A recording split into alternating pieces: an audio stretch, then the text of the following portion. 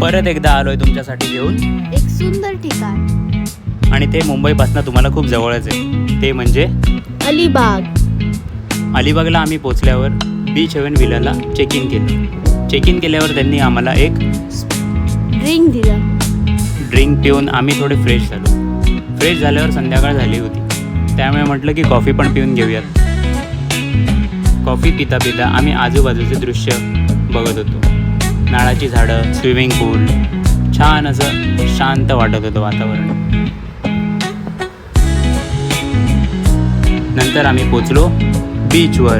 Beach तिथून अवघ्या 5 मिनिटाच्या अंतरावर आहे. पार्टीज आहे त्याच्या आणि एकदम शांत बीच आहे. जर तुम्हाला गर्दी गोंधळ आवडत नसेल तर हा बीच तुमच्यासाठी एकदम चांगला आहे. तिथे तुम्ही वॉक करू शकता. सनसेट बघता बघता तुमचा संध्याकाळ कशी निघून जाईल तुम्हाला कळणारच नाही. तिकडे चालता चालता मला पुढे आता तुम्हाला दिसेल काय दिसलं.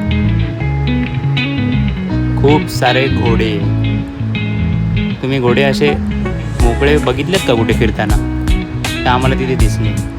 मग मी त्या घोड्यांबरोबर चालत होतो. मला कुठे घेऊन चाललेले काय माहीत, पण थांबतच नव्हते. मी पण त्यांच्यावर आणि मग रात्री जेवणाची वेळ झाली. जेवण पण आम्ही तिकडूनच घेतले होते. फिश थाली घेतलेली होती, ते पण अनलिमिटेड होते. तुम्ही खाऊ शकता जेवढं पाहिजे तेवढं. जेवण करता करता मी माझा चॅनल बघत होतो यूट्यूबचा. बघा, तुम्ही बघू शकता. सबस्क्राईब नक्की करा. जेवता जेवता स्वतःचा चॅनल बघताना खूप मजा येत होती. जेवण झाले तरी पण माझं काय चॅनल बघणं संपत नव्हतं. व्हिडिओज बघतच राहायच्या वाटत होत्या. जर तुमच्याकडे नेटफ्लिक्स असेल, ॲमेझॉन असेल तर ते तुम्ही तिथे लावून बघू शकता.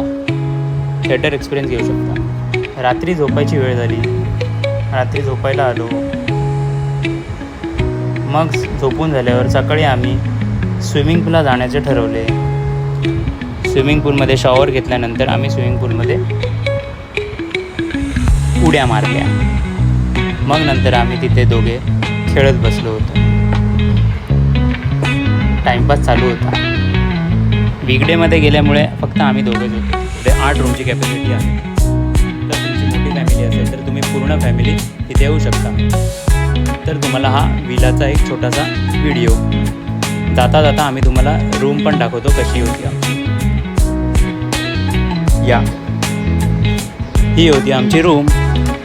स्विमिंग पूलच्या बाजूलाच होती अगदी. रूम पण छान होती खूप. हे खिडकीमधनं बाहेरचं दृश्य.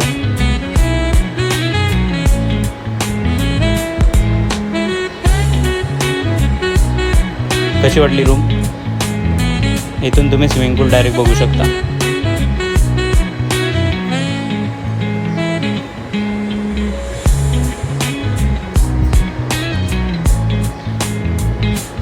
त्यानंतर आमची चेकआउटची वेळ होत होती. मग आम्ही रेडी झालो होतो आणि नाश्त्याची वाट बघत होतो.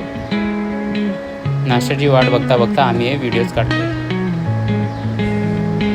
नाश्ता काय तयार झाला नाही म्हणून थोड्या वेळ थांबलो. बोललो थोड्या वेळ पडून घेऊया. थोड्या वेळ झोपलो. मग लगेच कॉल आला की तुमचा नाश्ता रेडी आहे. मग नाश्ता करून चेकआउट करून आम्ही निघालो.